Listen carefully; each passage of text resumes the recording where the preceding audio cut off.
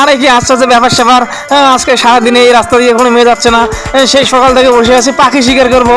Sheet, this is law in the জীবন in the today. No মেয়ে আসা আসি সকাল থেকে সন্ধ্যা পর্যন্ত। This is my boring love in the today.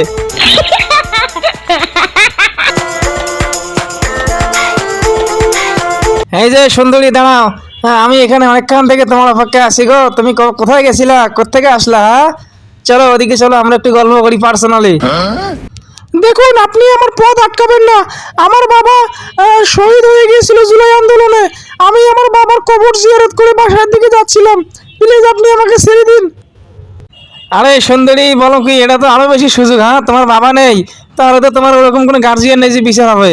তোমাকে গিয়ে ছাড়া যায় সুন্দরী। এই ধরে কে, আমাকে ছেড়ে দাও, ছেড়ে দাও। তোমরা আমার সর্বনাশ করো না। আমাকে বাঁচাও, বাঁচাও। এই মুহূর্তে ব্রেকিং নিউজ, জুলাই আন্দোলনের শহীদের কবর জিয়ারত করতে গিয়ে ফেরার পথে ধর্ষণের শিকার হলো তার মেয়ে। এটা কোনো কথা হলো? যে লোকটা দেশের জন্য জীবন দিয়ে দিল, তার মেয়ে আবার তার কবর জিয়ারত করে ফেরার পথে ধর্ষণের শিকার হলো। দেখা যাক শেষ পর্যন্ত অপরাধীদের কি বিচার হয়।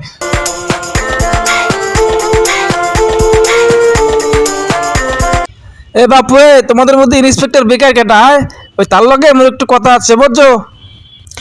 আমি হলাম এই থানার ইন্সপেক্টর, মানে ইন্সপেক্টর বেকার।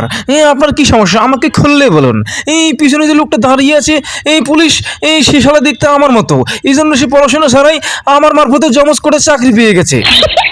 তো যাই হোক, মুই তোমাকে যেটা বলতে আসছিলাম, ওই টিভিতে কোনো খবর টবর হনছো? দেশে যে একটা ঘটনা ঘটে গেছে। অন্য, কি বলেন? এই ইন্সপেক্টর বেকারের এলাকা কি ঘটে গেছে? স্যানিটারি গাড়ি বের করো, সরেন। আরে দাঁড়ান দাঁড়ান, আপনার করে কষ্ট করে যাওয়ার লাগবে না, বুঝছেন?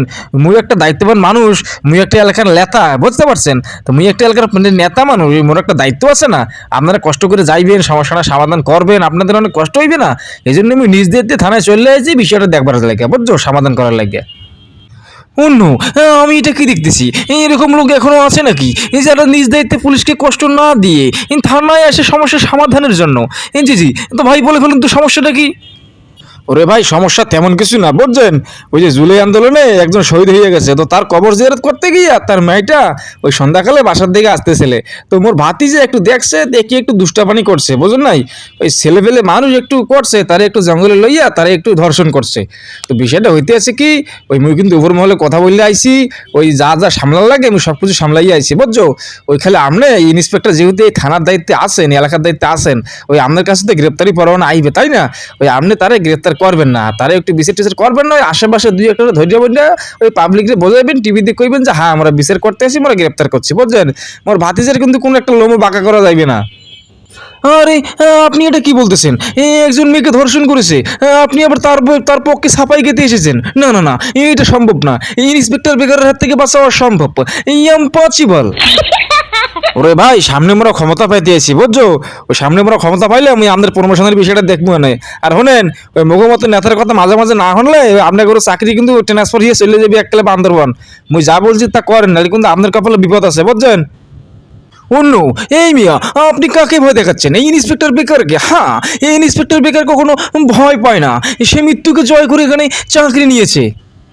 এমনি আপনি বেশি কথা কোন গায়ে, এত সৎ পুলিশ অফিসার দিয়ে কি দেশ চলে? আয়, মাঝে মধ্যে একটু দেখা লাগবে না মগরে? মোরা নেতারা যদি একটু মাঝে মধ্যে একটু ইয়ে না করে, তাহলে কি মগর নেতামি থাকে? আয়, কথা হইতেছে কি 50 টাকা লইয়ে এসে আপনার লাগে, 50 টাকা লন, আর মুই যেমনি যেমনি কই এমনি এমনি শোনেন, বুঝছেন? ও নো শিট, এই ইন্সপেক্টর বেকারের এতটা খারাপ সময় চলতেছে যেখানে 50 টাকা ঘুষ দিতে হলো। ও নো।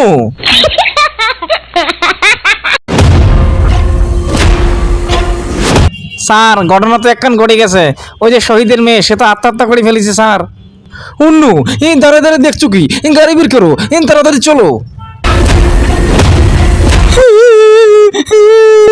অন্য, এই বোন, আপনি কাঁদবেন না প্লিজ। আপনার কান্না দেখলে আমারও কান্না চলে আসে। হ্যাঁ, আপনার মেয়েকে যে রেপ করেছে, আপনার মেয়ে আজকে আত্মহত্যা করে ফেললো। আমরা এই সঠিক বিচার করব, আমরা অপরাধীদেরকে ধরে ফেলবো। হ্যাঁ, আপনি নিশ্চিন্ত থাকুন, আপনি কাঁদবেন না প্লিজ। এরে মামুর বেটা, আপনি কি এখানে তামসা করিতে আসিছেন? আমরা কি কিছু জানি না বে মামুর বেটা? এই ক্ষমতার দাপটে, এই নেতার দাপটে এই অপরাধী এখনো সমাজে ঘুরে বেড়াচ্ছে। এই মেন অপরাধী তো এখনো বিচার হয়নি মামুর বেটা। আপনারা যে দুই একজনকে ধরিচ্ছেন, ধরে মিডিয়াকে বলিচ্ছেন আমরা অপরাধীকে ধরছি, আমরা বিচার করছি, কিন্তু আসলে অপরাধী তো এখন ঘুরে বেড়াচ্ছে, তার তো কোনো বিচার হচ্ছে না। সেই কবে কয়েক মাস আগে ধর্ষিত হয়েছে মেয়েটি। এই মেয়েটি সমাজে মুখ দেখাবে কিভাবে? এই মেয়েটি বাঁচবে কিভাবে? মেয়েটি আত্মসম্মানের ভয়ে, এই মেয়েটি সমাজে লজ্জিত হওয়ার অপরাধে এই মেয়েটি ধর্ষণ হয়ে গেলে কোনো বিচার হলো না, শেষমেশ মেয়েটি আত্মহত্যা করতে বাধ্য হলো। এর দায়ভার আপনাদেরকে নিতে হবে মামুর বেটা। আপনারা যে ঠিক সময় বিচার করতে পারেনি, এটা আপনাদের ব্যর্থতা। আপনাদের ব্যর্থতা আপনাকে স্বীকার করতে হবে এবং সঠিক সময় সঠিক তদন্ত করে তাড়াতাড়ি এর বিচার করতে হবে মামুর বেটা, না হলে জাতি আপনাদেরকে কোনোদিনও ক্ষমা করবে না।